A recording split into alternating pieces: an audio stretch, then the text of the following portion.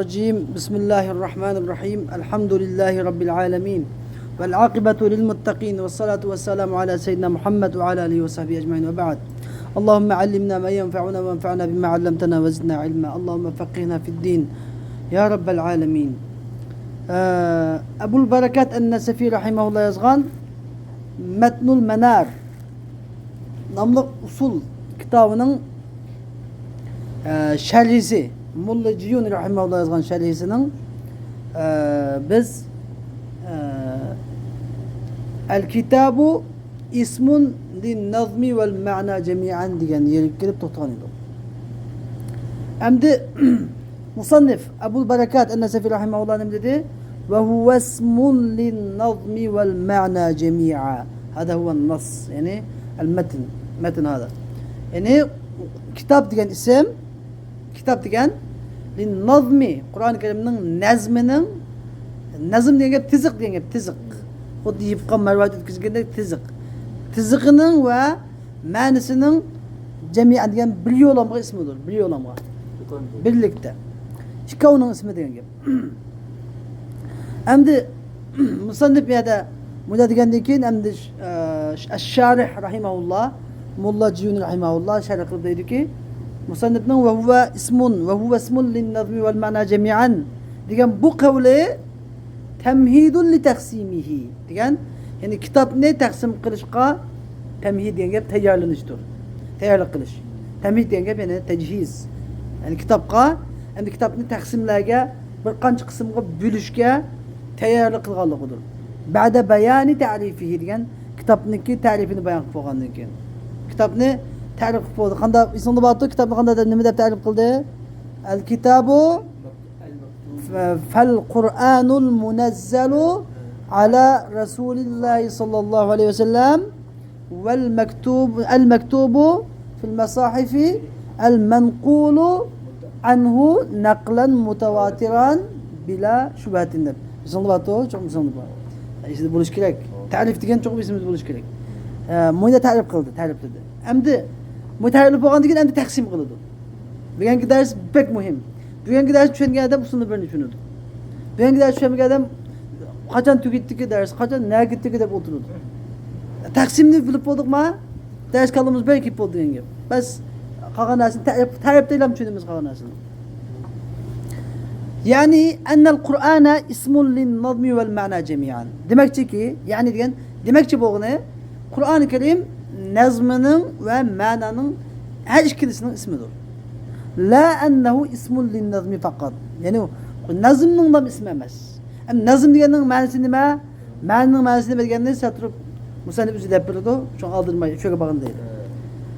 Kema yunbi'u anhu ta'rifu bil inzal vel kitabati ven naql. Şundaki Musa bu Kur'an-ı Kerim'deki kitap degan isminin nazmi ve ma'nının her ikisinin ismi ekanligidan nima musannifniki ta'rifi xabar bergan. Xabar biladi. Musannif nima deb ta'rifladi? Kitap ne? Al-Qur'anul munazzalu ala Rasul aleyhisselam deb inzal bilan. Vel kitabatu al-maktubu fil masahib deb kitabat bilan. Al-manqulu anhu naqlan mutawatiran bila shubha deb naql bilan nima qildi ta'rifladi. Yani davatı da unutqamanglar demakchi. Bunlar eskartib qo'yadi. Nurjigit unutqamang davatı. Yani shunda bu shu ta'rifning o'zidan nima ko'rinib turadi? Inzal degan gap Qur'oni Karim tabi ma'nosi bilan birga nima bo'lgan? Inzal bo'lgan. Kitaba degan gap tabi Qur'oni Karim yozila olsa ma'nosi bilan birga yoziladi u. Lafzimi yoziladi, ma'nosi lafzining ichida bor taqdiran. Va naql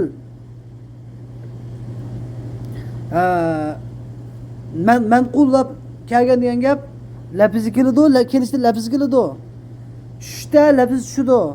Yozilishda lafz yoziladi, naql qilish lafz yoziladi, lekin mushuni qarablam mana demoqchi o'g'ini mushuni qarab tushda lafz tushdi, lafz. Yozilishda lafz yoziladi. Naql qilinishda lafz og'izdan chiqqan lafz naql qilindi. Lafz degan gap og'zimizdan chiqqan so'z degan gap, ha? Endi mushundan qarablam nima demaysiz? Qur'on kitob deganimiz faqat lafz deb demaysiz. Balki taqdiran har bir inzal bo'ldi deganda ma'nosi billah bor. yezildi deganda ma'nosi billa tigida ba. Naql, manqul qilindi deganda bu ma'nosi billa badek. Taqdiran ba demakchi. Wala annahu ismun li ma'na faqat. Nima deb kama degani illata shu. Buni qalablam inzal degan lafzgan, kitobat degan lafzgan, naql degan lafzgan deblamsiz. Qur'on Karimniki kitob desak, Qur'on desak faqat nazmniki lafzlam deb turaman, unda emas. Ma'nosi billa ba. Wala annahu ismun lil ma'na faqat. U faqat ma'naning ismi emas endi. Faqat ma'naning ismi bilan emas. Balki ma'na va lafzning ismi. Nimishqa kama yutawahhamu min tajviz Abi Hanifa rahimahullah. Abi Hanifa rahimahullohniki qiraatni fors tilida qiraat qilib, namozda arabcha nazmga qodir bo'lib turib, namozda fors tili bilan qiraat qilsa joiz bo'ladi degan qavlini tutib Imom Azam Abu Hanifaniki unda olganda Qur'on degan gap lafzi emas ekan. Shu ma'ni ekan bas. Ma'ni muhim ekan. Fors tilida desakmi, qirg'iz tilida desakmi, o'zbek tilida desakmi, bulavir ekan-ku. Imom Azam bo'lmasa, unda bo'lmagan bo'lsa Imom Azam hargiz demaydi deb ma gapini bunda o'ylab qilibsiz. Unda demang. Unda demakchi emas. Imom Azamning bunda deyishida bunda sabablari va asoslari bor demakchi. Lekin mushu gap Imom Azamning bir odam arabchini bilib turib, fors tilida qanday boshqa bir tilda qiraatni tarjimasini, ma'nosini deb o'qisa bo'ladi degan gapdan Imom Azam nima yongan. Bu qaul marju'u anhu. Fa Imom Azam deb bo'ladi bu gapni kim yenvoq gapdan. Sohibaynning qavliga. Sohibayn nima degan? Imom Muhammad, Imom Abu Yusuf nima degan? La yajuz degan. Imom Azam bo'ldi joiz deb bo'lib keyin qaytgan. Bu nima al-mu'tamad al-mufta bihi. Fatva beradigan al-fatwa ala al-marju'i anhu. Bu gapdan Imom Azam Abu Hanifa o'zi qaytgan so'z.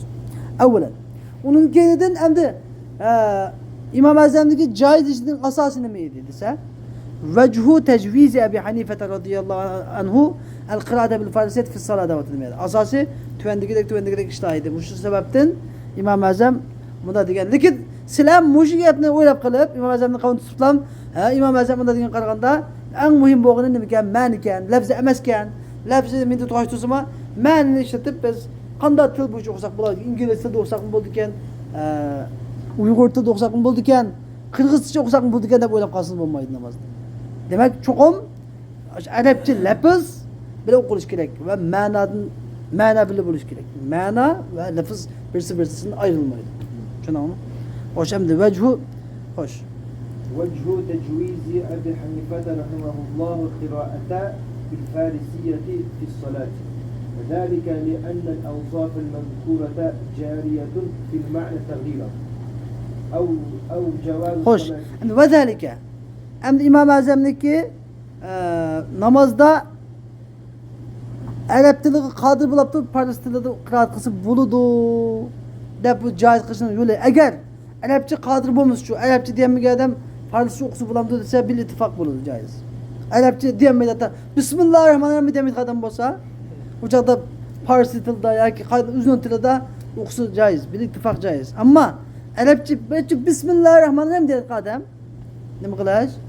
Joiz emas. Farscha yoki Uyg'urcha, qirg'izcha tarjimasini o'qish namozda joiz emas. Namozning sirtida joiz, ma bu mushkula. Namozning ichidagi gap nima u?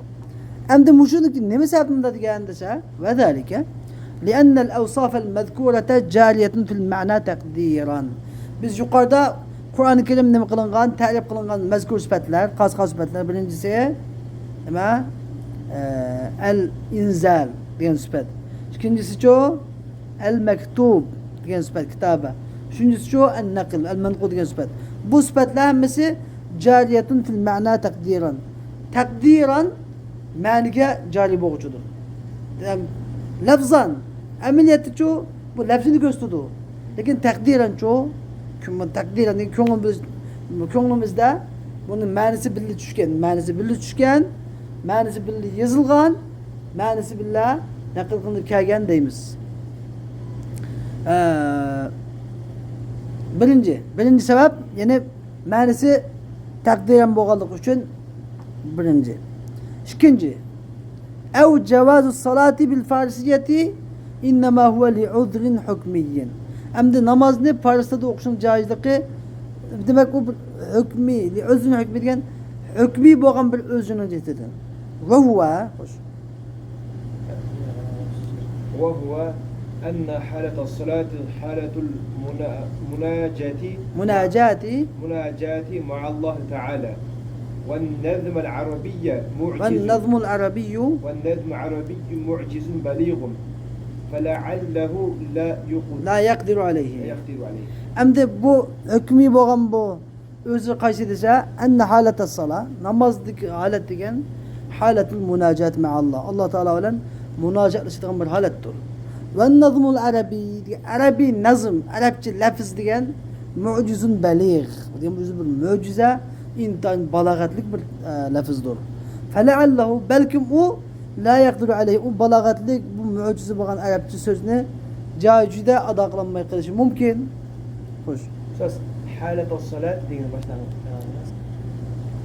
أو لأنه إن اشتغل بالعربي ينتقل الذهن ينتقل الذهن منه إلى حسن بلاغة والبراعة ويلتذ ويلتذ ويلتذ ويلتذ أسجاع بالأسجاع والفواصل ولم يخلص الحضور ولم يخلص حضور مع الله تعالى بل يكون هذا النظم حجابا بينه وبين الله تعالى. Hoş. B. İkinci sebep ise ev li'ennehu ya ki şunun için ki o adam eğer Arapça lafız bilen meşgul olsa bunun zihni Arapça lafızdan ila husnul balagati vel bara'a Arapçadaki fasat, balagatlarının güzelliklerine ve baraatı Arapçadaki maharet, acayip kalt, bedi noktalara kalıcı kılıp ve yettezzu bil esca'i vel fevasi diyen Arapçadaki kafiyelerine, fasıllara, şular kalıcı kılıp şular lezzetlenip ve lem yuhlisil hudura ma'allahi teala Allah Teala olan boğan hudurni halis kılanmaya kaladı. Bel yekûne hadan nazım. Belki bu nazım, bu Arapça bu nazım bu bende bilen Allah Teala'nın arasında hicap bulup kalıdı. Deb ve kâne Ebu Hanife rahimahullah Teala mustagrikan fi bahri tevhid. Tevhid denizga gırk boğan idi. Ve müşahedege yani müşahedetullah Allah Teala'nın ki melekutlerini müşahede kılışka mustagrak bulup gitken idi. La yeltefitu illa ile zat. Yebedeki müşahede degeni yani İmam-ı Azam'ga Allah Teala şunda kerametlerini ata kılgan idi deydi raviler. Mesela taharetten may müsteamel işitilgen su yeri çatçap çüdüğün su eğer kişiyi mi çatçap verse bu nicaseti galizanın hükmede deydi İmam-ı Azam Ebu Hanife. Nicaseti galiza. Yani en ehil nicaset katardı. Yani tengi miktarı olsa yuyuş vacip bulduğun nicasettin. Ama şu ne için dese bunun da iki xil nicaset var. Biri emeli nicis, yani biri manevi nicis. Çünkü Peygamber Aleyhisselam bir adam taharet alsa kulunu yusa kuldaki hatalıklı düşüdü, yüzünü yusa yüzdeki hatalıklı ekip düşüdü diyen mu? Muşu taharetin ekip düşen suda hatalık bunala manevi nicaset var. Emeli nicaset hem şartlıklı bedendeki kişi meynetler var. İki nicaset birleşkenlik için kim çatçap verse bu ne? Yuyuş vacip deydi o. Hem de İmam-ı Azam'da bir adam tertip tutsa şunda depre bazı adamlar ki ma gıybet kılan manın günahı gıybet kılan günahken gıybetin günahı yıkıp düştü deydi. Bazı ki karab sen çakımcılık kıpsa adam tıllapsa ya ki bir kim urupsa degandek aşağı bir kıl günah diyen olsa şunun taharetinin akan suyu karab hani depre deydi. Deydi rivayetem. Bu rivayet sahih mu, daif mu? Vallahu alem bisavab. Ben şunda deydim. Demek meyadaki Musaddet'in demek çoğun gibi müşahede degeni yani alemi melekut yani gayb alemiga Allah Teala mesela normal adamın ko'rmaydigan narsalar ko'rinadigan shunday bir tevhid dengizga g'arq bo'lgan edi İmam Azam Ebu Hanife. Fakat Allah Teala'nın zatıga qaraydi.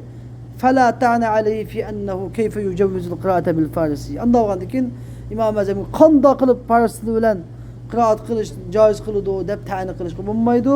Ma'al qudrati ala al-arabiyil munazzal degan tushirilgan arab tili qodir bo'lib turib fars tilida o'qisa bu deb qandoq mujoiz qilib deb ta'na qilishga bo'lmaydi. Ve amma fîmâ sivas salâti fehuve yurâ'i cânibeyhîmâ cemî'an. Ama namazdan başka ibadetlerde bu lafız ve ma'ni tarafki o'xshash nima qiladi o'xshash rioya qiladi Imom Azam shundoq deydi. Ammo diqqat, at-tanbih, ma tanbih mendan, ya'ni al-qawlul mu'tamadu fi hadhihi al-mas'ala. Bu masaladagi eng ishonchli fatvo beradigan so'z Imom Azam buningdan bu qavldan nima al-raja' yongan. Al-fatvo imom sahibani nima degan la yajuz degan Imom Azam 5 ta joiz deb qilib keyin sahibanining qavliga Imom Azam bilan Imom Abusning qavliga yongan. Qaytgan bu intayin sahih, mu'tamad, ishonchli rivoyat. Asli buning bunda asos keltirishning o'rni yo'q. Bas bu asos kim keltirdi? Buni Abu Bakr Nasafiy keltirdi, balki Mulla Jun keltirdi. Lekin bu asoslarning hammaning nimasi yo'q. Ya'ni kuchli odamlar laysa qaviyyan. Ma dalillanmasi kuchli emas. Imom Azam o'zi anglasimi bu dalilni qabul qilish mumkin. Ya'ni balkim rozi bo'lmasligi mumkin. Shundaqmi?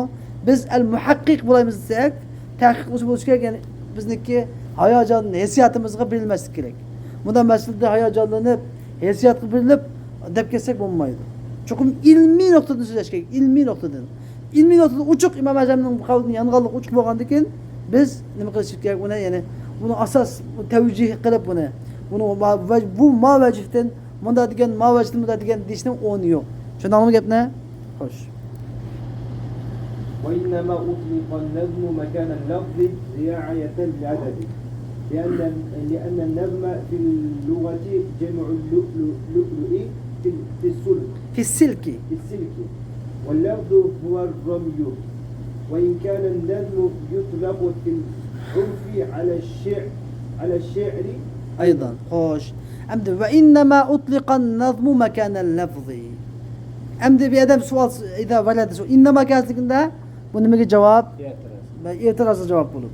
Ve innema utliqan nazmu mekanel lafzi. Yani nazmının lafzının ornuğu işletilişi. Ne için lafız demeyi, ne için nazım deydi musannif. Çünkü belki nazım degende ne murat? Lafız murat. Lafız murat. Yani Kur'an-ı Kerim ağzımı çıkan Elhamdülillahi Rabbil Alemin diye neme? Ağzımı çıkan lafız. Bu için lafız murat nazım degende. Ne için nazım degende? Dese es-sebeb riayeten lil edeb. Edep ki riayet kılış üçüdür. Limaza? Kanda olab edep. Nazım desek kanda olab biz edep bilen söz diyen bulumuz dese. Li'ennen nazme fil luga. Çünkü nazmının lugattaki manası cem'ul lu'i fil silki. Mervayet. Lu'lu diyen mervayet. Mervayet bilemsiler? Mervayet. Lu'lu. Boyuna sadık, ayarla boyuna sadık. Biz mervayet deyimiz. Şu mervayet diyen narsini yipga o'tkazar. Marvoyatni yipga o'tkazib, bu yerga tizishni nima deydi o? Nazm deydi, ya'ni tizish. Nazm degan gap tiziq degan gap, tiziq. Bir tiziq marjon degan gap. Xuddi hamda marvoyatni yipga o'tkazish bu yerga to'plagandek, Qur'onning oyatlarimi bir ma'ni bildirish uchun harflar bir yerga tizilib, bir tiziq marjondek, bir tiziq marjondek nimaga aylanadi? Bir tiziq so'zga aylanadi. Şunun için yani Kur'an-ı Kerim'de bir tizik söz deyiş, Kur'an-ı Kerim'in tiziqi dese çıgaylık çıkıyor. Lafız diyen. Lafız diyen çoğu dese ve lafzu huva remyu. Lafada diyen gap, rama diyen gap. Ağızdaki uççunu birisine tüpüyü de tüküyse, o şimdi lafada deydi o. Ağızdan nemiş ki lafız da atıldı dese, ağızdan etilip çıkan hava. Heriflerinin havanın ağızdan etilip çıkışı nime? Lafız da batıldı. Ağızdan etilip çıkışı. Şunun için Kur'an-ı Kerim'de tükürgende, ağzını edip çıkarganda yemanda gapni keltirmey, nazım deyişin özü edep deyişidir. Lakin el-ma'na vahid. El-nazmu lafız, el-lafız nazım. Çünkü mebek ma'na var. Lakin bu çiraylıklık, siliklik cihatte nazım degen silikrak ifade edilir Arapçada. Ve in kânen nazmu yutlaqu fil urfi ala şi'r aydan. Hem nazım degen gap örf adette nima gibi işletilip koydu? Şiir gibi işletilip bazı nazım dese nezme dedi. Bizde uyurcada nezme de koydu. Bu nezme okudu. Nezme okudu. Kırgızcada ama nezme de yok mu ya? Ha? Bizde nezme de koyuyoruz uyurcada bak. Nezme degen yani şiir. Beyt şiirine nezme de koydu. Lakin onun işletilgeldi ki Kur'an-ı Kerim'de nazım degen söz işletilişine mükemmeydi o. Karşı kelmeydi. Hoş. وينبغي أن يعلم أن النظم إشارة إلى إلى الكلام اللفظي والمعنى إشارة إلى كلام النفس ولكن المعنى الذي هو ترجمة النظم هو ترجمة النظم حادث كالنظم لأنه عبارة عن قصة يوسف عليه السلام وإخوته وعن فرعون وغرقه مثلا وكل ذلك حادث. Hoş, emniyet en mühim bir mesele çıkardıdır. Ve yenbagî en yu'leme. Şu bilinişi layık ki ennen nazme işaretun ilel kelamil lafzî. Bir ki nazım diyen gap kelamullahil lafzîge işarettir. Vel ma'na diyen söz şu kelamullahil nefsige işarettir. Emdi bir adı kelamullahil lafzî kelamullahil nefsi. Bunu mu diyen gap? Dese sizge akide dersinde aldı inşallah bu şartı çıkdı sizge. Kalamullah degandiki söz. İlmül kalam neme dep ilmül kalam dep atalgan? Aş Mu'tezile bilen bütün baş kıpırkılar bilen en keskin can bulduğun en mühim ye ilmül kalamda. İmam Ahmed ibn Hanbel, İmam Şafii, şu ehl-i sünnet alimleri şu kalamullah kadim diyen sözüyle gayri mahluk degan söz bilan turmalarga tashlanib, zindonlarga tashlanib, oyinda qiyin qistoqqa ilingan, azoblarga ilingan sabab nima? Kalamullah. Aqidadagi kalamullah. Ahli sunnat va jamoatning aqidasida kalamullah nima? Kalamullah qadim. Kalamullah qadim, gayri mahluk. Allah Teala'nın kalami qadimdir nima? Gayri mahluktur. Lakin el-Mu'tezile guruhi nima deydi o? Hadis. Allah Teala kalamını yaratgan. Yanıdan payda kılgan deyir. Bunun bölümücü Kur'an-ı Kerim'den delillerini ekliyor. Anladın. Yani ulan şüphesi bir kadar güçlük.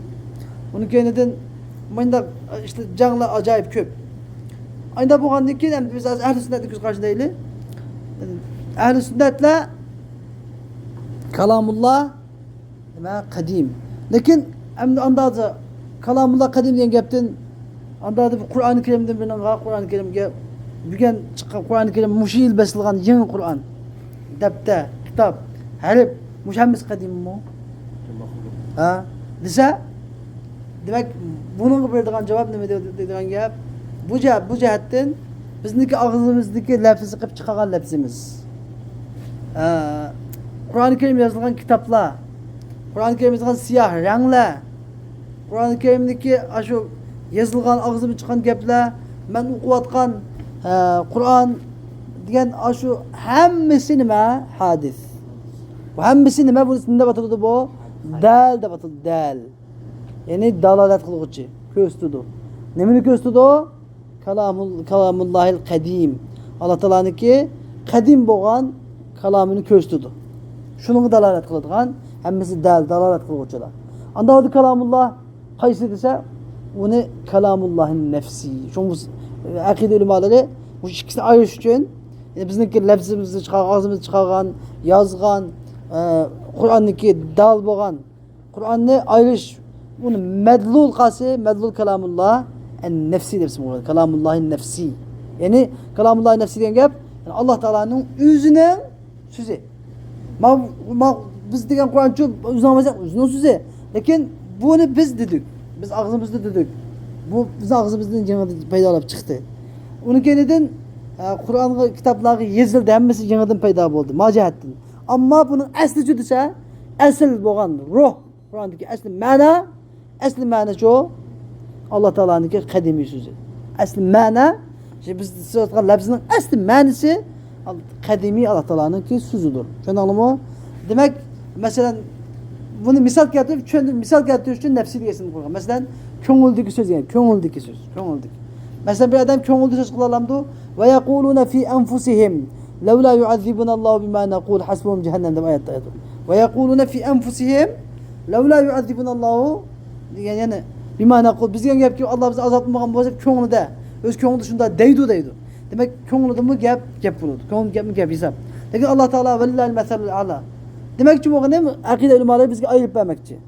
Yani demek bizim bu şu okugan ayetlerimiz, lafzlarımız, yazgan kitaplarımız hemmesi şu kalamullahil kadim boğan Allah Teala'nın kelamını köstüdüğün dalalet kılgıçıdır. Allah Teala'nın kelamı için ma'na, hemmesi ma'na. Şu ayetin ma'na şunu ama şunu söylesem bu.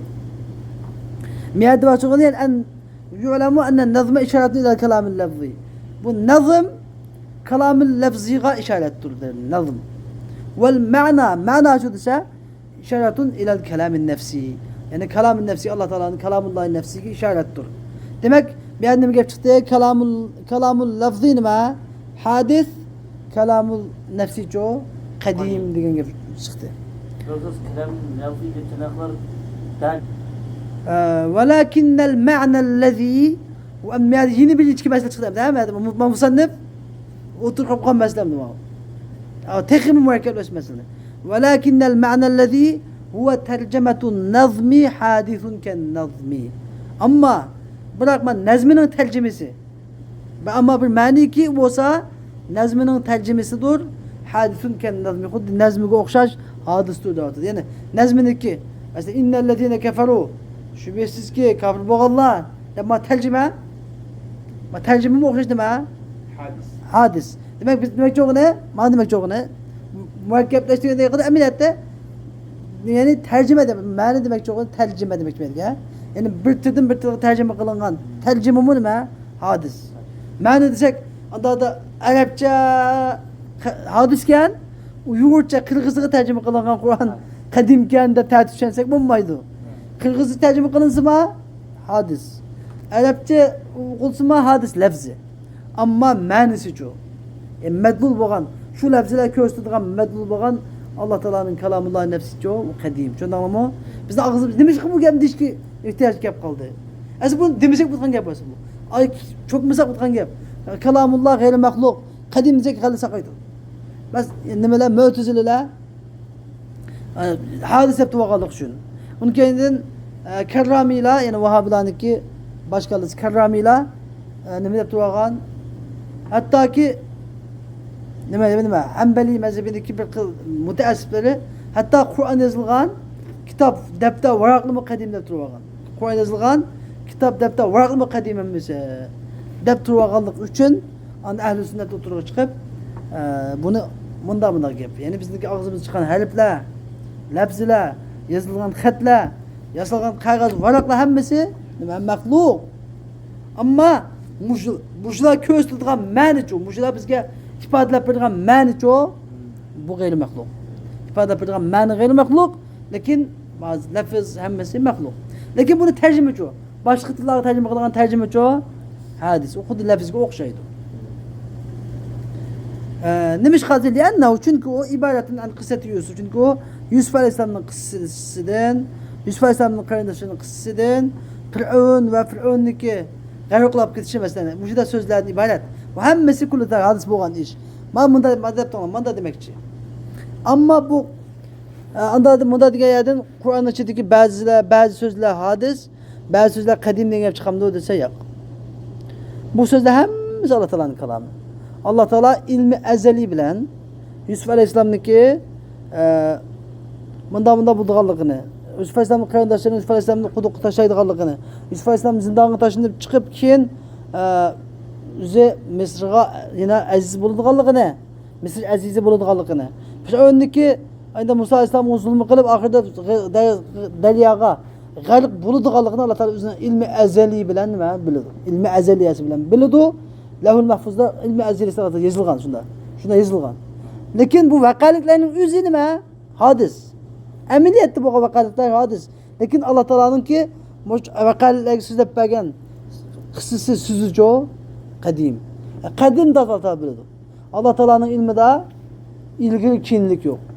Allah Teala'ga madi, hal, mudari hemisi okşaş. Allah Teala ötken zamandan bildi, hazırki zamandan bildi, bundan keyinki zamandan bildi. Allah Teala boğan işini bildi, buluvatkan işini bildi, keyin buludgan işini bildi. Allah Teala boğmagan işini mi bildi? Boğmayvatkan işini bildi, bundan keyin boğmaydigan işini bildi. Boğsa qandaq bulduğanlığını bildi, boğmasa qandaq bulduğanlığını bildi. Hemmini bildi. Allah Teala'nın ilmi vacip, mümkün, mustahil ishlarning hammasini o'z ichiga olgandir. Tushundingmi? Xo'sh. Va kullu zalika hadithun. ثم هو الدال على أمر الله تعالى ونهيه وحكمه وخبره وهو قديم بلا ريب Bila rayba indana. ريب عندنا Fatanabbah la. نتنبه له. Xo'sh, ondan keyin huwa dalun. Endi bu Alloh taolaniki kalamulloh nafsi. Ya'ni ma'na demakchi, ma'na. Al-ma'na dalun yoki al-lafz demakchi, yoki lafz Alloh taolaning amriga, nahiysiga, hukmiga, xabriga dalolat qiluvchidir. Alloh taolaniki amri, nahiysi, hukmi, xabri hammasi qadimdir bila raybayndana degan bizning ko'z qarshimizda hech bir shaksiz qadimdir. Fatanabbahla uni g'agalanda o'tadi. Lekin men yana deyman, Alloh taolaniki kalami sifat tatib va naqsh hammasi qadim. Bunda qissa o'sma qadim, hamma ish qadim. Alloh taolaning kalami qadim. Lekin Musa alayhisolamga nisbatan va qala Musa degan yerda Musa alayhisolam mundaq dedi degan Musa alayhisolamga nisbatan nima? Hadis. Musa alayhisolam mundaq dedi deganga hadis, lekin Alloh taolaninki diniga nisbatan-chu Alloh taola Musa mundaq dedi deganga nisbatan qadim. Tushundingmi? Alloh taola ilmi azlida uni bilib bo'lgan. İlmi azlida Qur'on kalamida deb bo'lgan uni. Ammo Musa alayhisolam mundaq dedi deganlikni Musa alayhisolamga nisbatan nima? Hadis. Alloh taolaga nisbatan-chu qadim. Tushundingmi? Buni bilib olinglar. Musa alayhisolamga nisbatan hadis. Alloh taolaga nisbatan-chu qadim. Buni bilsak bo'ldi. Xo'sh. Hamda asosiy maqsad hamda keldik. Biz necha kun yaxshisi u qo'ltigan yapib, usulning asosiy maqsadiga hamda keldik. Mana usul boshlandi. Xo'sh.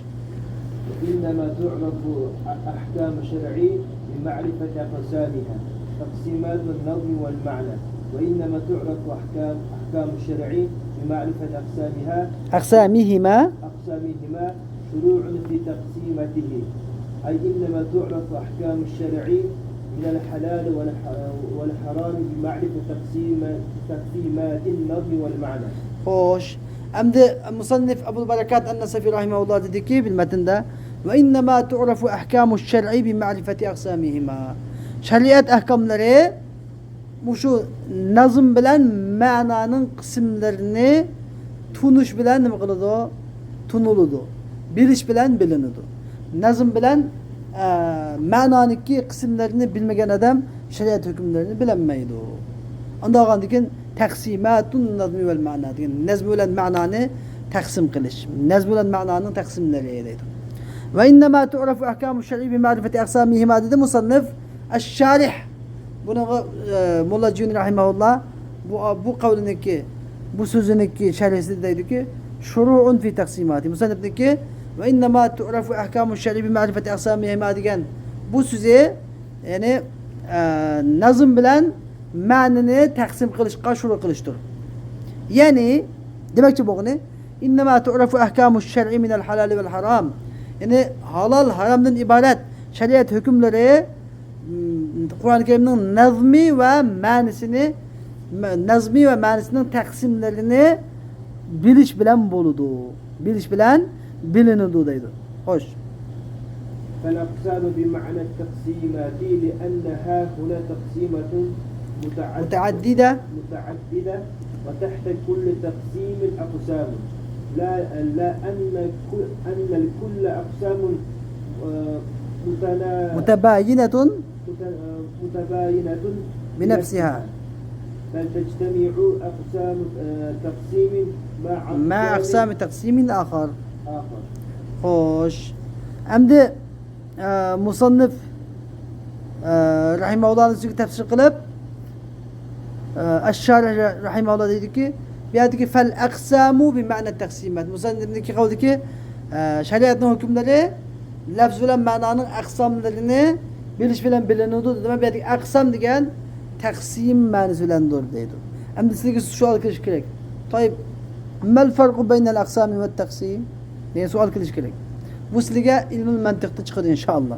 İlmi mantıkta okusanlar sizge taksim, aksam degan nima degan tafsili chiqadi inshaalloh. Ammo sizga qisqacha depakcha qisqacha uzun gap bu, jiq gap. Asolatsak taqsim degan cho'ng bir mazmun, cho'ng bir mazmun. Aqsam degancha shu taqsimniki ajzolari. Masalan, mesela bunda desem mesela el kursiyyu imma el kursiyyu xashabun ve mismarun desem burunduk degan yog'och va mix desem men nima qilib umumiy jihatdan nima taqsim bo'ldi? Umumiy jihatdan taqsim deb ataladi. Xashab bir qism, mismar bir qism. Tushundingizmi? Masalan, sizga yeni bir misol beraylik. Mushkatul Masabih o'qiganmaysizlar? Mushkatul Masabih. Mushkatul Masabihda masalan kitob degan nav desak, undan Kitobut Tahara, Kitobul Iymon desak, babu mundaq bab degan nima? Taqsim. Bab taqsim, al-faslu nima? Aqsam. Tushundingizmi? Ya'ni taqsim degan cho'ngroq mavzu. Aqsam degan o'shandagi juz'ilari. Masalan, taqsim degan imma degan gap keldi. Imma. Taqsimning alamati nima? Imma degan gap keladi. Anladin? Masalan, al-kalimatu imma ismun va imma nima fi'lun va imma harfun desam, al-kalimatu imma ismun va imma harfun va imma fi'lun desam, mishadiki imma hammasi kalimani 3 ga bo'lganim nima taqsim deb ataladi, lekin harfun ismun qavlun degan hammasi nima aqsam deb ataladi. Tushundingizmi? Ajzolar. Endi taqsim mushunda jihatdan qilingan taqsim 2 xil bo'ldi, diqqat qiling. Taqsim bir taqsim haqiqiy, yana bir taqsim e'tiboriy deb 2 ga bo'linadi. Taqsim haqiqiy, taqsim e'tiboriy. Taqsim haqiqiy degan nima desa? Taqsim haqiqiy degan aqsamlar cho'qim bir-biriga nima bo'lishi kerak? O'xshamaydigan bo'lishi kerak. Aqsamlar bir-biriga qat'iy o'xshamaydigan bo'lishi kerak, mutabayin. Anladin? Lekin taqsim e'tiboriy degan-cho, taqsim e'tiboriyda taqsim bilak, lekin aqsamlar bir-biriga o'xshab qolsa bo'ladi. Taqsim bilak, lekin aqsamlar bir-biriga o'xshab qolsa bo'ladi. Masalan, taqsim e'tiboriyniki bir misolni beraylik sizlarga. Masalan, biz mantiq darsida hayvonun degan so'zni oldik. Al-insanu hayvonun natiq dedik. Mishadagi hayvon degan so'z taqsim e'tiboriy bo'la oladi. Al-hayvon imma jinsun bin nisbati lima tahtahu va imma naw'un bin nisbati lima fawqahu. Hayvon degan so'z yoki ostidagi narsaga nisbatan jins deb deyiladi. Ustidagi narsaga nisbatan-cho, ustidagi narsaga nisbatan nav' deyiladi. Tushundingizmi? Endi mishada bizga chiqdi, ma'nodagi taqsim e'tiboriy. Taqsim e'tiboriy. Ya'ni mafhumda boshqa, mafhumimizda, ya'ni zehnimizda, mafhumda demak hayvon degan so'z ustidagi namiga nisbatan nima ekan? Nima ekan? Nav' ekan. Ostidagi insonga nisbatan-cho jins ekan. Demak jinsdan nav' zehnimdan bo'ldi. Boshqa hukm bo'ldi, mafhum. Hada mafhum muxtalif an mafhum hada. Ammo fil xorij, fil mustaqilcho ikkinisi binasi. Qolsa hayvon degan so'z faqat. Hayvon degan bir so'z, qarasa talat bidani so'z. Bir so'z. Lekin mafhumda bir qarasam jins, bir qarasam nav' bo'ldi. Lekin tashqaricho hayvon degan so'z bi. Tushundingizmi? Aqsamlar bir. Aqsamlar bi. Aqsam bir. Lekin mafhumi ikki. Mushuni deb ataymiz taqsim e'tiboriy. Yani hayvanun, kelimat hayvan jinsun imma jinsun bin nisbati lima fawqahu ve imma naw'un nima? İmma naw'un bin nisbati lima fawqahu ve imma jinsun bin nisbati lima tahtahu desam, mishadagi hayvon degan so'z nima? Taqsim e'tiboriy. Taqsim e'tiboriy bilan demak, tushundingizmi? E'tiborlar taqsim bir taqsim haqiqiy bo'ladi. Bundaki aqsamlar birisi-birisiga qarama-qarshi. Mafhumdimi bilak, nimadimi? Mustaqdimi bilak. Mustaqdimi boshqa. Masalan, al-adadu imma zawjun va imma fardun. Al-adadu imma zawjun va imma fardun desam, ma nima? Taqsim haqiqiy. Son degan ya jub bo'ladi yatak buludu. Desem o ameliyatı zihnimizde mi san yavcub yatak buludu. Bir tak, iki cub. Taşkarıcı bir başka, iki başka. Fert başka, zavut başka. Ha. Demek malum iken taksim hakiki. Sizin ne demek? Ne demek demek bunu? Desem de meğerdik ma gapni tushunish uchun bu gapni deyish kerak. Bunu tushunolmaysizlar. Şu bu Nurul Anvar degan tez kitap olmaydi qiyin. Lekin tushunsanlar oson. Endi demek ya şu mantiq qoidasini demek kerak tushunib deb qo'ydim bu kitobda. Qanday kitap tez kitap desam mantiqiy. Mantiqiy so'zlagan kitap hammasi tez, qiyin. Şu biz mantiqni o'rgansanglar hammasi oson, tomosha. لأنها هنا تقسيمات متعددة وتحت كل بهذه أقسام بهذه مثلا أقسام دي işte أقسام تقسيم معنisi bilen deydi. Taksim manası bilen çünkü bu yerde taksimat mutaaddide bir qancha taksimler var. Bir qancha taksimler var. Ve tahta kulli taksim her bir taksiminin aslında aqsamlar var. لأن لا أن الكل أقسام متباينة من نفسها. Yani demek ki bu yerdeki hem kısımlar özüce birbiriga o'xshamaydigan, o'zida birbiriga o'xshamaydigan qismlar demakchi emas. Balki tajtamiu aqsamu taqsimin ma aqsami taqsimin akhar. Balki bir taqsimning aqsamlari yana bir taqsimning aqsamlari bilan jug'lishib qolib vaziyat, jamlab qolib vaziyat. Hammamiz bilik emas. Ba'zan narsa masalan ishoratun nas, ba'zi zohir ishoratun nas bo'lib qolishwa. Ba'zida majaz kinoya bo'lib qolishwa. Ba'zida sarih haqiqa bu qolishwa. Bu misal taqsim bilak taqsim. Ma bilak taqsimning. Lekin bilish qolib qolishwa. Aytgan men hayvon degan bir o'qimda ikki narsa bo'lganda tushundingmi? Endi tushundingmi? Abatni degan depamga bo'lsa men tushunmayapman. Hozir shuni ani tushungan bo'lsam men tushunasiz. Demak, bu yerdagi musannifniki aqsamni taqsim ma'nosida erishga sabab, chunki taqsim aqsam degan bir-biriga zid o'xshamaydigan narsa bo'lishi kerak. Unda bo'lgandan keyin lekin bu taqsim desakchi desa taqsim deganning taqsim haqiqiy taqsim e'tiborida ishkini unavisi bor. Mana biz taqsim e'tibori desak bir narsa taqsimning aqsamlaridan bir aqsam bir qism bir jihatdan mafhumda muxtalif misdaqda nima bir bo'lish ehtimol bo'lsa bo'laveradi. Shu sabab demakchi. Ve innema qala aqsamuhuma. Endi musannif bu aqsamuhuma dedi. Ve lem yaqul aqsamuhu demedi. Aqsamuhuma dedi. Aqsamuhu demedi. Demiş qazi tenbihan şunu eskartish uchunki ala anna mansha'at taqsim huwa an-nazm wal ma'na jami'an. Bu taqsimning paydo bo'lgan o'rni nazmi va ma'na ikkinchisidir. Yani ya nazmi emas ya ma'na emas. İkkinchisi birlikdadir. Xo'sh, fa ba'duhum فبعضهم على أن تقسيمات الثلاثة الأولى للنظم والرابع للمعنى وبعضهم على أن الدلالة والاقتضاء للمعنى والبواقي للنظم والأصح أن في كل قسم يراعى النظم مع دلالته على المعنى. خوش أمد فبعضهم أولا كي عالمların bazı على أن تقسيمات أول üç تقسيمات nazminin dördüncü taksim ma'nının deptu. Ulan bazı dalaletilen iktida, dalalet nesile iktida nes ma'nının qalğanları nazminin deptu vel asahhu en sahirak en doğrusu ennehu fi kulli qismin her bir kısımda nazm özünün dalaletilen bir oxşab ma'niga dalalet qılıdı. Ma'a dalaleti alel ma'na nazm özünün ma'niga dalalet qılışdan billa riaya qılınıdı. Birisini ayrı etmeyimiz. Nazm bilen nimene dalaletni nazm bilen ma'nini hech qanday bir yerdan ayrı etmeyimiz deydi. Xo'sh.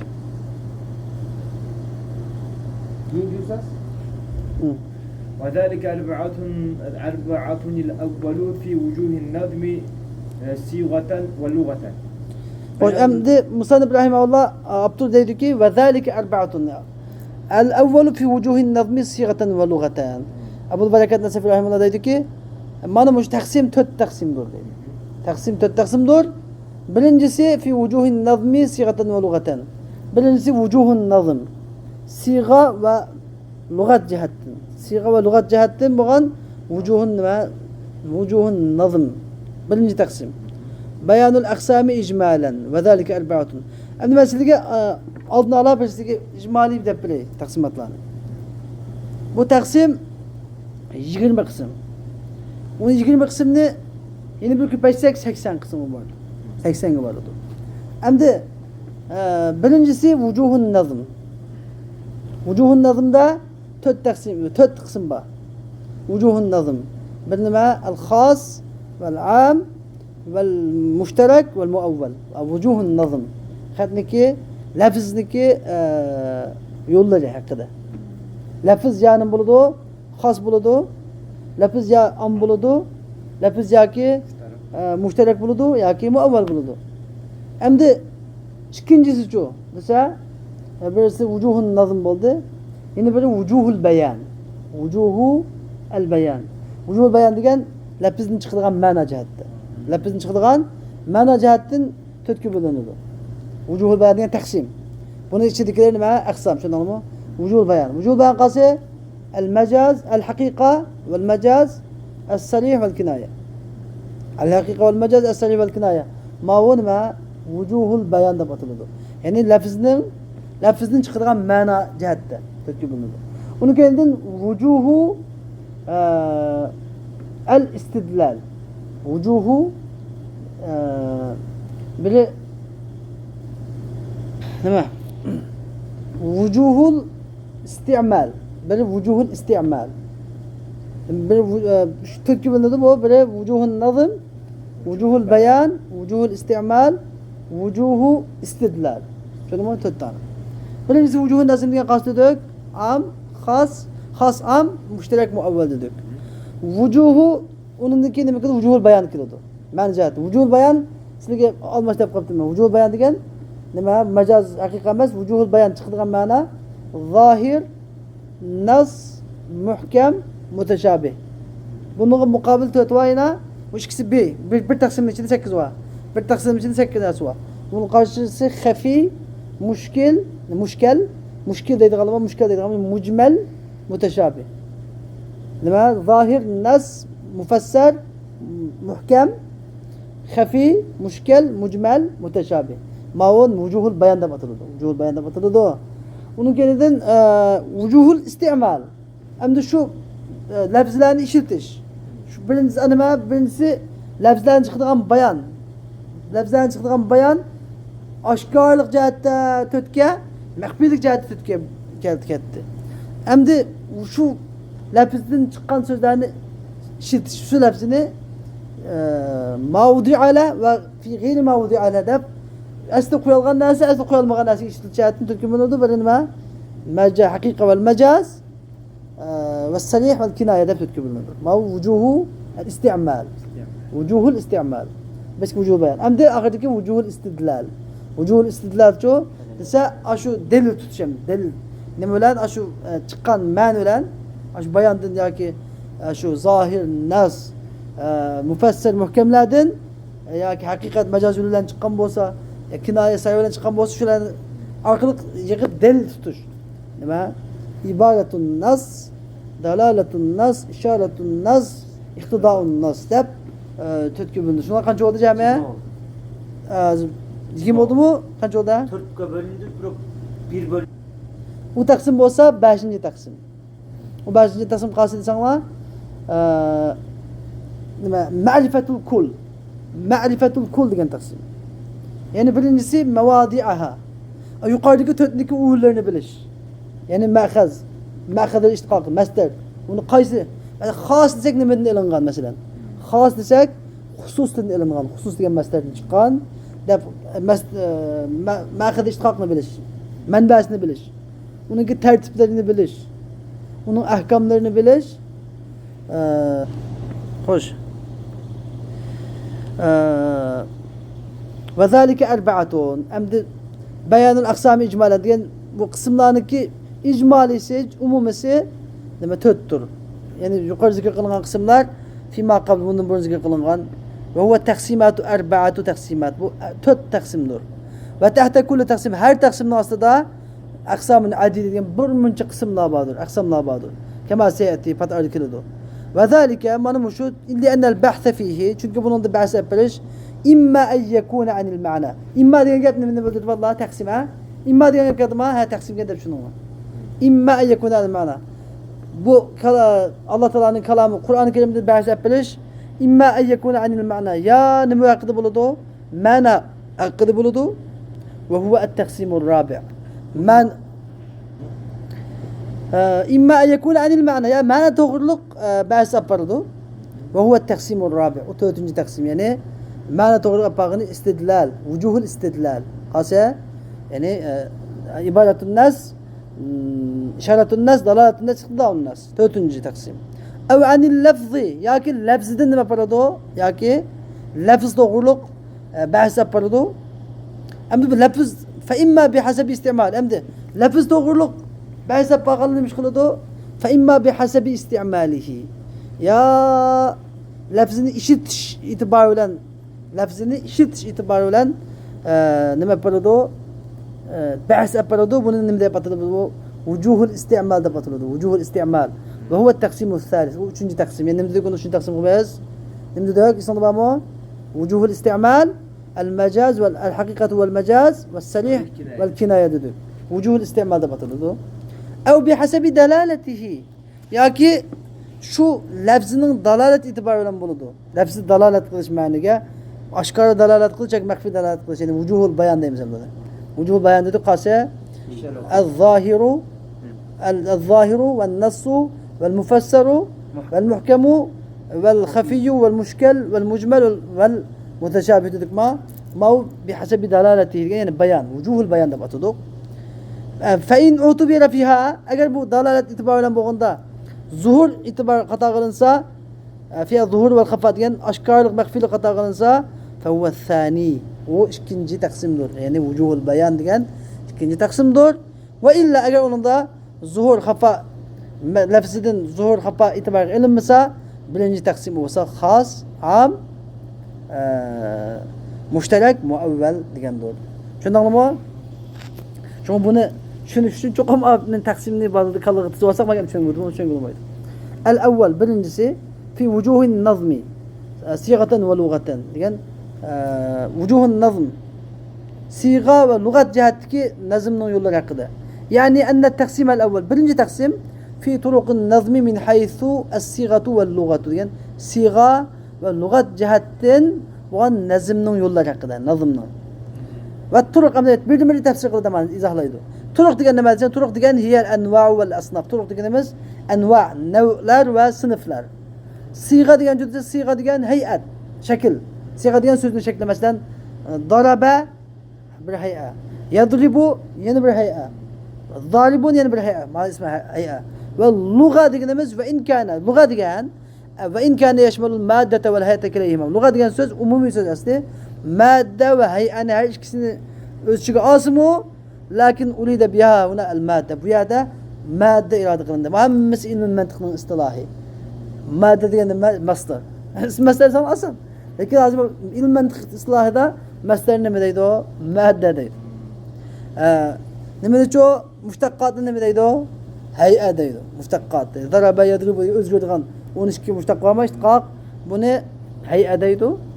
Masdarni madde deydi. Asan gap lekin tushunmaganga bak ta'sim. Lakin urida biha huna al madde.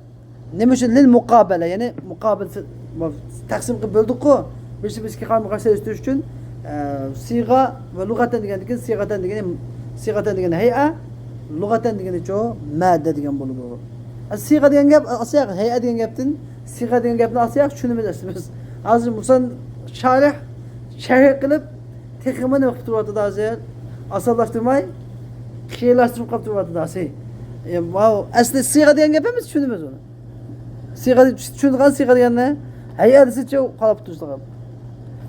Bu shunday gap. Lug'at desam adam tushunadi. Madda desicha nima tam madda degan o'tirgan gap. Demakchi o'g'ini ya'ni masdar bilan shuni mushtaqatlar demakchi. Fahuma min haythu al-majmu'i kinayatun anil vad'i. Endi bu ikisi bu yerdagi siyg'atan va lug'atan degan gap ikisi jug'lanma e'tibori bilan, ikkisini to'plam e'tibori bilan vad'atun kinaya, ya'ni vad' degan bo'ldi. Ya'ni lafzniki nima qilinishi, quyilishi degan gap. Tuzilishi, binasiga quyilishi degan gap. Vad' e'tibori bilan. Vad' degan ma'no chiqaradi. Va hiya arba'atun al-khas wal-'am wal-mushtarak wal-mu'awwal. Mana bu shu birinchisi 4 tur. Xos, am, mushtarak, muavval. Ve thani ikincisi fi vucuhil bayan. Bizaliken nazm. Aşu nazm bilen boğan bayanın yolları hakkında. Mesela fekânnehu kal. Şu musannif diyendek bulduk. El evvelu fi enva'in nazmi. Birincisi vazı cihettin ki nazmının nev'ileri hakkında. Yani min haythu innehu vudi'a li ma'nen vahid. Ev ekser. Yani o bir ma'ni için koyulgan ya köprek ma'ni için koyulgan cihettin. Ma'a kat'in nazari en istimalihi ve zuhurihi. Yani o lafzını işletecek, o lafzındaki zahir buluş, mekfi buluş karmay. Fakat şu lafzı koyulgan nemi koyulgan. Denge cihettin tötkü bedeni de khas, am, müşterek muavvel. Ve innema kuddimet sigatu ala lugha. Siga lügat ki mukaddem kılındı. Nemiş kadışa? Diğenne çünkü lil umumi vel husus. Umum hususla ziyade taallukin bis sigati fil aglab. Umum yani amlık ve haslık am. Has diye yapamaz bir sözümüz. Am has diyen ki alakası sigvele alakası köprek. Nima ki mesleri kalganda yani nima ki mesela emir sigısıga, fiil madi sigısıga, mudari sigıları bilen alakası umum hususniki nima? Nima ki mesleri kalganda köprek boğalık için sigani aldığı koyuldu. Ziyadatan da okada. Yani emir sigısı has kirdi mesela. Ve hiye erba'atun. Bu töttür. Has, am, müşterek, muavvel. لأن yeni taksim kıvat. لأن اللفظة. Çünkü lafız imma en yedulle ala ma'nen vahidin ev ekser. Lafız ya bir manada dalalat kıldı ya köp manada dalalat kıldı. فإن كان الأول eğer birincisi olsa yani bir manada dalalat kılsa فإما en yedulle ala infirad. Ya yalgızlıkla dalalat kıldı bir manada anil efrad. Anil efrad yani fertlerden, başka fertlerden ayrılıp yalnız bir fertke dalalat kıldı. Huvel khas, bu khas yani. Fakat bir yersi gösterdi. Ev en yedulle ma'al iştiraki beynel efrad. Ya ki başka fertlerden birle iştirak olup birle başka fertlerden birle ölçü elif gösterdi. Bu amdur. Ve in kâne thâni eğer ikincisi bolsa diyen abeşti ki imma en yedulle ala ma'nan ev vahid ev ekser dedik ma ya bir manada dalalat kıldı ya köprek manada dalalat kıldı dedik ma ya ki ikinci köprek manada dalalat kılsa ve in kâne thâni dedik. فإما أن يترجح أحد مع onun manalarının bir tercihte bir güçleniyordu. Tevil kılırsan bu muavveldur ve illa fevel müşterek. Eğer tevil güçlenmese bu müşterektir. Fel muavvelu fil hakikati diyen muavvel hakikatte innema huve min aksamil müşterek. Müşterek'nin kısımlarındandır ki dalla sigaten ve lugaten diyen siga ve lugat cihetin dalalatına müşterek'nin kısmı. Muavvel diyen emiletin müşterek'nin kısmı o. Müşterektin. Müşterekten adı muavvel özgergen. Ve in kana mef'ulu fi'l te'vil lezî min şe'nil muctehid. Ama bu muavvelin kılıngan işi, muavvelin mef'ulü yani kılıngan bu iş te'vil muctehidin işi bolsa mu muavvelin ki kılıngan haleti muavvelin ki te'vil kılınıp keltirilgen muş haleti muctehidin işidin bolsa mu ama asli menbasinden kelgen müşterektin kelgen. Muavvel müşterektin kelgen. Şunda bu gap nesel mucmel gap. Lakin addi. Yani mesela ben bir desem, sana şimdi bir desem has. El adet diyen am. Sana desem am. San desem am dedim bir desem çok has. Bu mançı milyon sana çidin bir sandı diyen emnemine gösterdi o. Has. Zeydun desem neme? Has. Reculun desem çok am. Anladın mı? Çünkü reculun diyen bir münce adam içinde. Zeydun, recul diye adam bu buluşu mümkün, bu buluşu mümkün, bu buluşu mümkün. Yani has diyen gap mufret isim mufret. Am diyen çoğu ismi cema. Anladın mı? İsmi cema am, isim mufret ve has. Tıkmaz Allah susar. Emir sigisi fakta'u diyen gap mesela es-sariqu ve es-sariqatu fakta'u diyen fakta'u diyen ma has. Çünkü emir sigisi has. Yine bir gap fakta'u diyen gap bir münce kisiş, öldürüş, bir münce cezanı çidin bir cezanı tallap koyuşunu bile batırdı o. Değil mi? Has da batırıldı. Ama umumi ceza bulsam, cezalı anlatacağım çoğu. Uğur eğer فَالسَّارِقَةُ فَاَقِبُوهُ desek çoğu, فَاَقِبُوهُ ma desek, ucadını bulakata am bulu, düşen anlama. Cezalı anlat diyen gap am. Kulluk istina diyen gap çoğu, has, düşen anlama, hasdan amlın farkımış. Muavvel müşterekçi dese, mesela hayız, kelimeti hayız. Ayet kişi ثَلَاثَةَ قُرُء diye ayet. ثَلَاثَةَ قُرُء diyende, قُرُء diyen gap asli kelime müştereke. Arapçada bir söz asli koyulganda vada ya bir narsa koyuldu ya ki bir kaç narsa koyuldu. Bir narsa koyulsa Mesela insan degan qo'yilsa, bu insan degan qo'yilgan narsa ya bir insonni ko'rsatadi nima? Xos. Ya bir muncha insonni ko'rsatadi nima? Am. Tushundingmi? Endi ya bir narsa bir muncha narsa qo'yiladi, tasavvur qo'yilganda. Ayn degan gap masalan Arabchada ayn degan gap ma ko'zga qo'yilgan, jasusga qo'yilgan, uning qo'yilgan, buning qo'yilgan, buloqqa qo'yilgan, oltinga qo'yilganma. Masalan ayn degan so'z, masalan ma ayn degan so'z, ayn jasus, oltin, buloq, mal degan narsa qo'yilgan. Endi qalin e'tiboran ba'zida ma'ni ko'rsatsa, mushu so'zni o'zi mushtarak deb ataladi. Mushtarak. Bir muncha ma'niga qo'yilgan, mushtarak deb ataladi. Ammo ma ma'nini ko'rsatsam qalin bilan muavval. Ma ma'ni ko'rsatsa muavval, ma ma'nini ko'rsatsa muavval. Tushundingmi? Endi mana muavval degandan keyin bizniki gapimiz bu yerda demak cho'ng jihatdan xos am bir narsa qolgan narsa ekan. Xos bilan am cho'ng jihatdan bir jins qolgan narsa ekan. Lekin nima cho mushtarak cho bir qancha jins qolgan narsa ekan. Masalan insonlar desam am. Bir inson desam cho xos. Lekin ko'z, jasus, oltin mal desam boshqa jinslar. Boshqa jins qolgan narsa mushtarak bo'ldi ekan. Shu qo'ygan ichidan bir ma'noni ko'rsatsa, nima bo'ldi ekan? Muavval bo'ldi ekan. Shundaqmi? Oddiy. Va sani fi vujuhil bayan bizalika nazm. İkincisi, shu nazm bilan bo'lgan bayonniki fi vujuhil bayan dedi ikinci taqsimni. İkinci taqsim fi turuqi zuhuril ma'na va xafaihi. Ma'naning oshkor bo'lish yoki maxfiy bo'lish shu mazkur nazm bilan birinchi taqsimdagi xos omdan iborat birinchi taqsimdagi shu ma'nolarniki ma'nosi oshkor bo'lish yoki maxfiy bo'lish jihatdan kayfa yadhurul ma'na min nazm. Nazmning ma'ni qanday oshkor bo'ladi? Musawwaqan aw masuqan aw ghayr masuqin. Bu masalan shu bu ma'na bu iborat mushu ma'na uchun surilganmi yoki mushu ma'na uchun surilmaganmi? Muhtamilal ta'vil bu ta'vilning ehtimoli bormi yoki yo'qmi? Va kayfa yakhfal ma'na min al-lafzi khafa'an. Bu ma'na bu lafzidan qanday maxfiy bo'ladi? Sahlan degan yengil maxfiy bo'lamdi, aw kamil yoki to'liq maxfiy bo'lamdi? Va degan jihatdan to'rtga bo'linadi. Va hiya arba'atun aydan. Umu to'rtga bo'linadi. Az-zahir va an-nas va al-mufassir va al-muhkam. Zahir, nas, mufassir, muhkam deb to'rtga bo'linadi. Lianna chunki agar uning ma'nosi oshkor bo'lsa, u ya ta'vilni ehtimol keltirishi mumkin, yoki ta'vilni ehtimol bo'lmasligi mumkin. Agar ta'vilni ehtimol keltirsa, agar uning ma'nosi oshkor bo'lishi faqat sig'ning o'zidan bo'lsa, u zohirdir. Va illa fa nas. Agar sig'ning o'zi bo'lmasa, u nasdir. Va agar ta'vilni ehtimol keltirmasa, agar nasx mansux amaldan qilishni qoldirishni qabul qilsa fa in qabila nasxa fa huwa mufassir u mufassirdir. Va illa fa huwa muhkam. Agar nasx amaldan qoldirishni qabul qilmasa bu muhkamdir. Fa hadil aqsam bu qismlarning hammasi ba'zisidan avlaroqdir. Fa yujadul adna fil a'la. Adna a'lada tepiladi. Masalan zohir nasda tepiladi. Nas mufassirda tepiladi. Mufassir muhkamda tepiladi. Ve la tebayüne beyne onun arasında karşılık yok. Mesela birisinin zahir birini nas desek nas diyenimiz zahir emes diyenemez.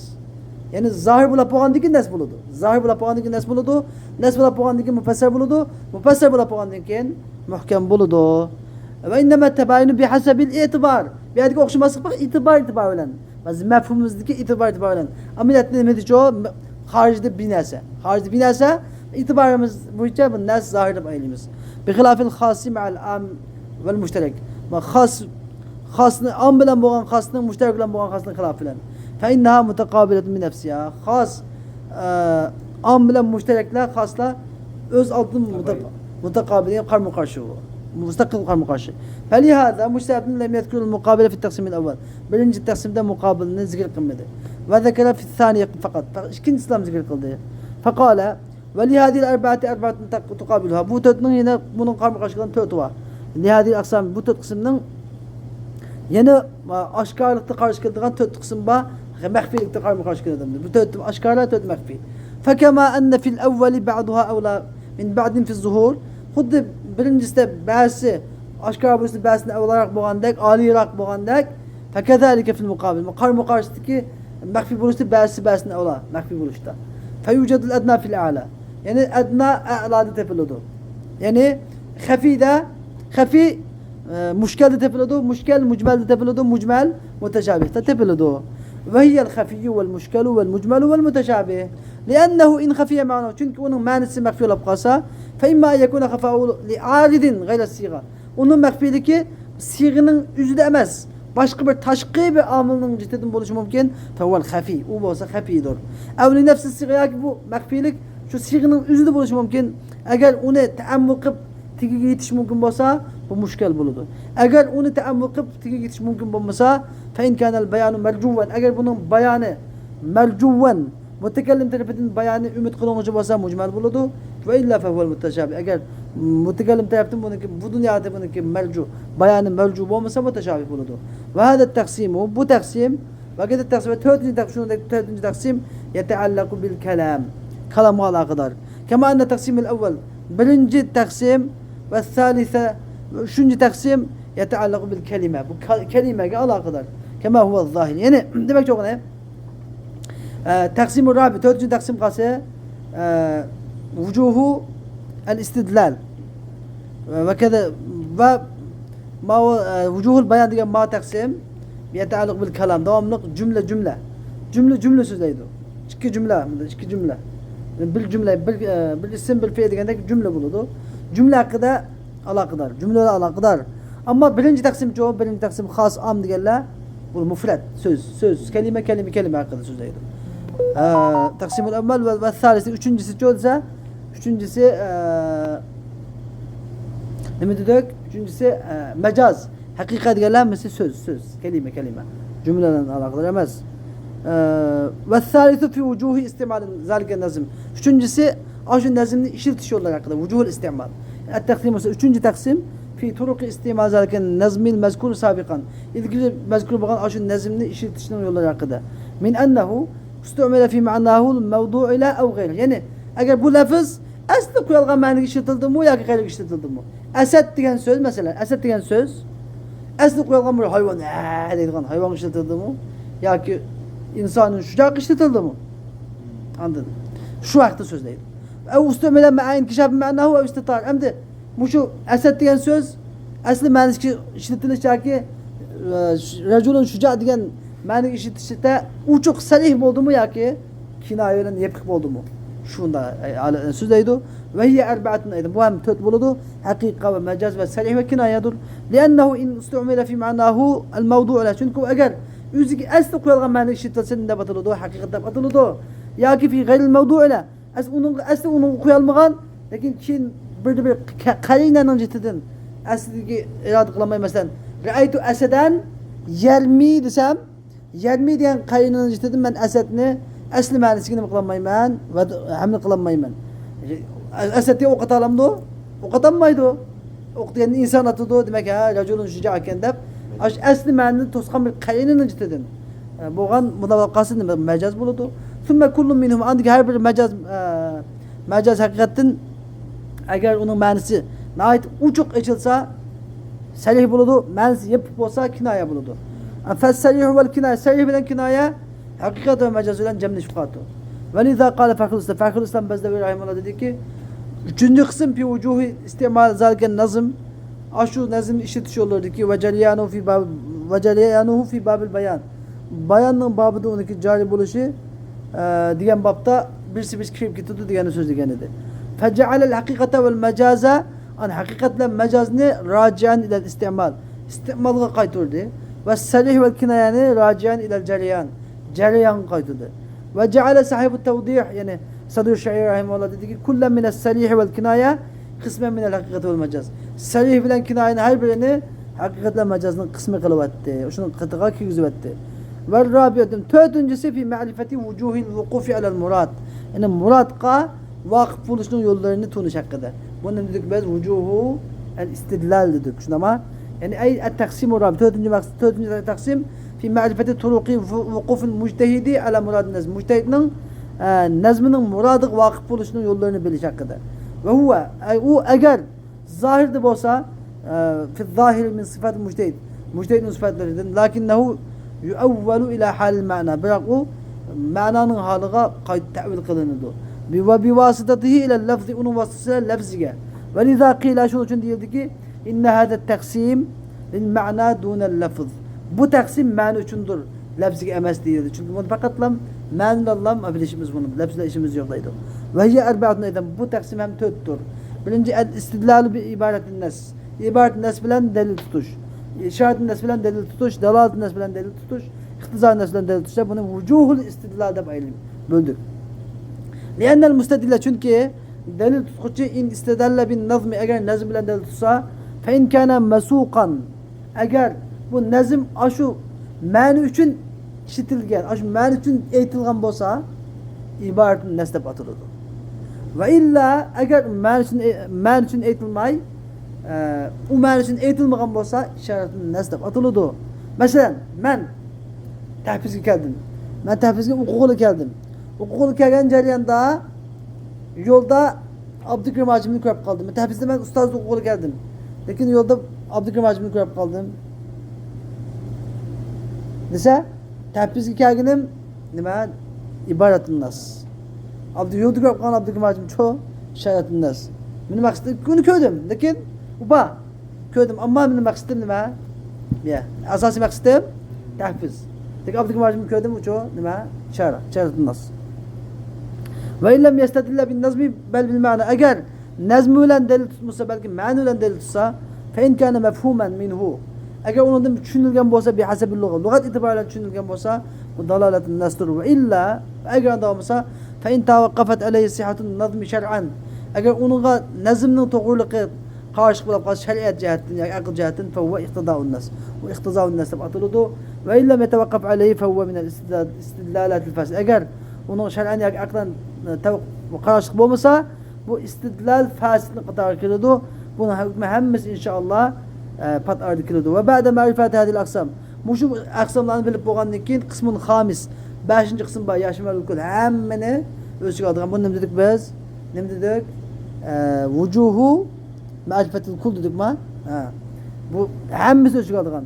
Ba'da ma'rifati hadil aqsam mushu 20 qismni 4 taqsimdan hosil bo'lgan 20 qismni bilib bo'lgandan keyin taqsimun xamis 5-chi taqsim bor yashmalu kullam min al-20. Mush 20ning har birini o'z ichiga oladigan. Va huwa arba'atun ayda. Bu ham 4. Ma'rifatu mavadi'iha degan mushu taqsimotlarning o'rinlarini bilish. O'rni nerede bunun? Mesela xas desek xususdan elangan masdar. Maaniha onun ma'nilarini bilish. Xasning ma'nosini bilsa o kelime xas degan yadullu ala şeyin ala infirat mesela diyendek. Ve tertiba bunun tertibi vücudu ise eğer ibaret neslen mesela zahir ile nes karmı karışıp kalsa nes aldığı koyuludu zahir kendi koyuludu mesela şurada tertip. Ahkamının hükümleri mesela mesela çıkılan hükümleri. Xasın qanday hüküm çıkıdı? Nemeden amdın qanday hüküm çıkıdı mesela. Xasın qat'i çıkıdı mesela. Amdın çö dese amdınki bazı xas olan am zanni olab qatı mesela diyendek. Ay hada taksimu arba'ate aqsam aydan. Bu kısmı bu taksimu 4 kısımdır hem. Ma'rifatu mevadi'iha. Ma'rifatu mevadi'iha degan ay ma'khadu ishtiqaqi. Bu kısımlarınki ma'khazu ishtiqaqi. Ve huwa enne lafzal khas mesela. Khas degan lafz mushtaqun min al-khusus. Khususdan chiqqandir. Ve huwa al-infirad. Bu degan khusus degan yalg'izlikdir. Ve enne al-am mushtaqun min al-umum. Ve huwa shumul. Am degan so'z umumdan chiqqan, umum degan shumul. Hamini o'z ichiga erishdi. Va qis alayhi. Shuni qiyos qilinadi. Ve maaniha deganimiz el-mefhumatul istilahiyye. İstilahi mefhumlar. Yani khasniki istilahi manası nima?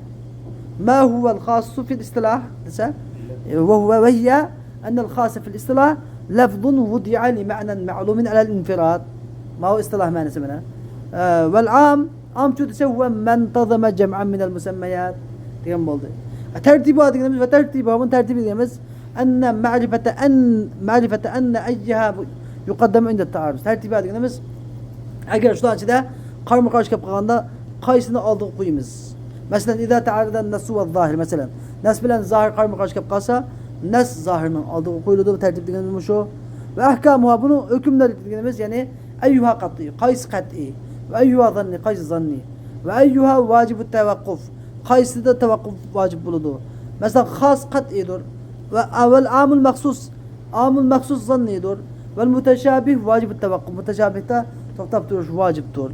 فإذا ضربت هذه الأقسام في الإشرين eğer muşu kısımlarını 20 küpeysen bu 4 kısımını 20'ye küpeysen tesirul aksamu 80 kısımlar 80 buludu. Ve taksimat 50. Hem taksimat ancak 5 taksimat buludu. Ve hada taksimul hamis bu 5. taksim leyse fil vaki'i taksimen lil Kur'an. Ameliyette Kur'an'ın taksimi emez. Belki bu taksimun li esami aksamı Kur'an. Kur'an'ın aksamlarının isimlerinin taksimidir. Ve mevkufun aleyhi. Ve şunun kalaştıktır li tehakkukiha. Şunu takip için. Ve lihada lem yedkulul cumhur. Bu köp sallık cumhur ulemalar bunu zikir kılmadı. Ve innema huve ihtira'un. Bu 5. taksim olsa Fakir İslam Bezdevi'ndeki ihtiraidir, keşfiyatıdır. Ve tabi'ahu bunu İmam Musannif Rahimullah onun ihtira, keşfiyat. Yani bize icat çıkan ictihadı. Velakinne Fakir İslam Bırak Fakir İslam lemma zekera hada taksim fi evvel kitab. Bu taksimini kitabın evvel zikir kılığında seleke fi ahirihi ala sünnetihi. Yani onun ahirde şu reviş bu için mandı. فذكر كل من المواضع والمعاني والترتيب والأحكام في كل من الأقسام. Fakir İslam Bezdevi her birinin mevdilerini, manilerini, tertiplerini, hükümlerini bayan etmektedir. Ama Musannif rahimehullah innema zekerel maani vel ahkam fakat. Maniler hükümlerini zikir kıldı. Mevdilerini asla zikir kılmadı. Tertiplerini bazı kısımlarda zikir koydu. Hoş dep. Bana bu taksimini hemen sizlerge söyleyip verdi.